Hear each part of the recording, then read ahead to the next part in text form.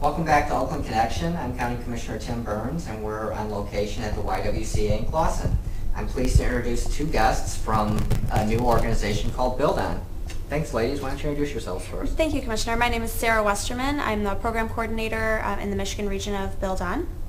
Hi, my name is Aparna Ananthasubraman. I recently graduated from the Roper High School in Birmingham, Michigan, and I was a member of buildON. So tell us a little bit about what is buildON. buildON is an international nonprofit organization. Domestically, we run over 125 after-school programs in high schools in 6 states. Michigan, currently this coming school year, will have 14 after-school programs plus several independent school programs. Internationally, we build schools in developing countries, Nicaragua, Mali, Senegal, Nepal, Haiti, various other countries. In our after-school programs, our students work in a community service-oriented capacity. They perform service on weekends, after school, and on their own time. Our students during last school year contributed 22,000 hours of service in Michigan alone and over 100,000 hours in all 6 regions combined. They do service on average about 7 hours per student. We don't have a service requirement for the program, but we ask that students strive to achieve about 8 hours of service per month, so they're very, very close. Many students achieve much more than that. Also in their after-school programs, students lead the programs themselves, and they raise money to build schools in developing countries.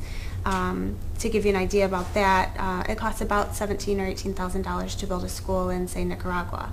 Okay. So the school programs set their own goals, usually between $500 and $1,000 or $2,000, and run all types of fundraisers, again, all on their own as student programs, things like bake sales and fashion shows and pie a teacher and teacher karaoke and things like that. They have a lot of fun with it, raise a lot of money, and last year our students in Michigan raised about $18,000, enough to build an entire school. Right. So what are some of the activities that you participate in through buildON? Well, as Sarah said, there were a lot of weekend community service activities. So I guess we went to various community, like charitable organizations around the community.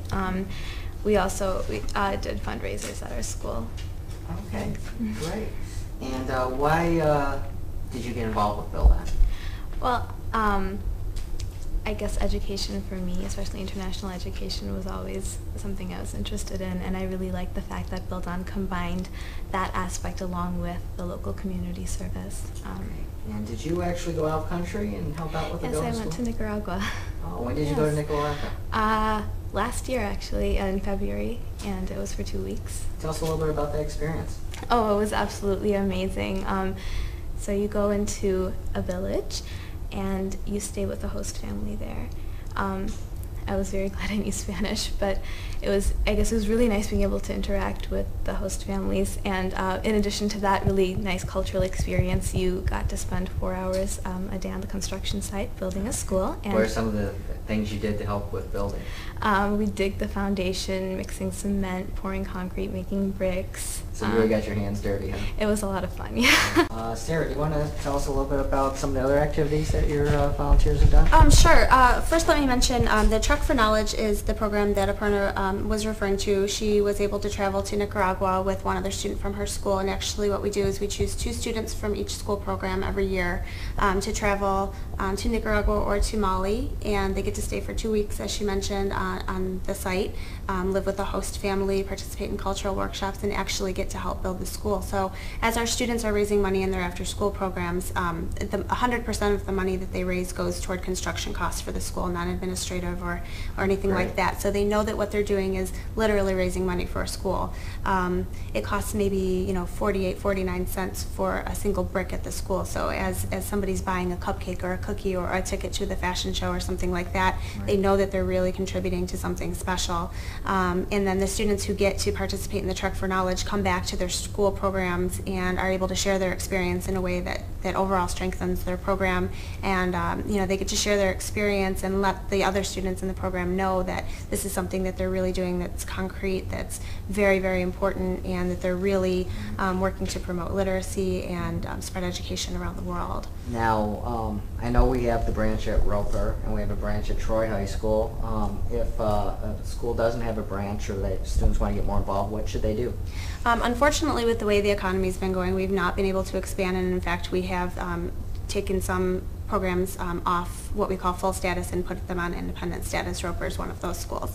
Okay. Other schools have been able to maintain their programs, but we're not able to expand at this time. So what students are doing who are interested in participating in buildON when we're not able to expand is they start independent programs on their own. Okay. They have student leadership in place, typically a teacher advisor at the school that helps them, and they get lots of support from staff members and that sort of thing. Okay. So we do have, I believe, 4 schools that we're operating in Oakland County right now, Okay. another 9 in the Detroit and Dearborn area, and 1 in Jackson, Lumen Christi, and then several, again, independent programs. And the students in those independent programs stay pretty well connected to the other schools. They participate in our regional service projects, which are large-scale service projects that we operate twice a year. Last spring, we had 250 students volunteer at the Detroit Zoo. It was a really amazing experience for everybody.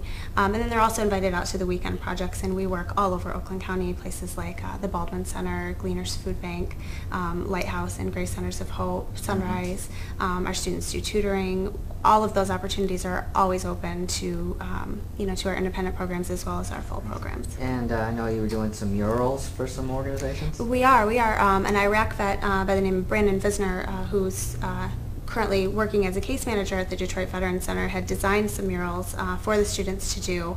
We work down there very regularly. Students from Oakland County quite often make the trip down to work with our Detroit students. And we've been able to do 2 amazing murals. One is a tribute to the armed forces as a whole, and another that's an Operation Iraqi Freedom mural. And we plan to do another for OEF, Operation Enduring Freedom in Afghanistan. And then if we're able to continue on, we'd like to do one for the Persian Gulf War as well. Okay, great. And what were some of the other things that your students volunteered? I know there was a cleanup day that you helped out with. We did. We got to help out with what used to be called the Motor City Makeover. Now it's Detroit Spring Cleanup. That was something we participated in. We also work regularly with Recycle Detroit, which is operated by a student named Sarah Kubik out of Wayne State. She does all kinds of really wonderful activities in the city of Detroit. And again, the students work at, just every organization imaginable. We work with all different types of populations, homeless vets and seniors, as well as foster children and disenfranchised populations of all kinds. We work on literacy issues and poverty and hunger. Anything that the students are interested in, we are always trying to find new opportunities for them. In addition to Nicaragua, what are some of the other countries that you help build schools in? We actually build in several countries in Africa, Mali, Malawi, and Senegal. Nepal was one of our first build countries. We also build in Haiti. Haiti is one of the countries where we are not able to send students. It's too politically tumultuous there. We have built in India and Bolivia in the past. Currently, we are focusing a lot of our attention on Nicaragua because it's far less expensive to build schools there than it is in Africa. But we do hope in the future to be able to send more students back to Africa when able to.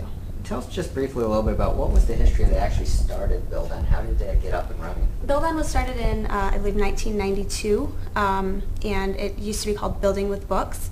That we underwent a name change to buildON just recently within the past few months. The name was rather confusing, not only for the students, for new student members who were mistaking a lot of the programs for book clubs and that sort of thing, but also for our stakeholders.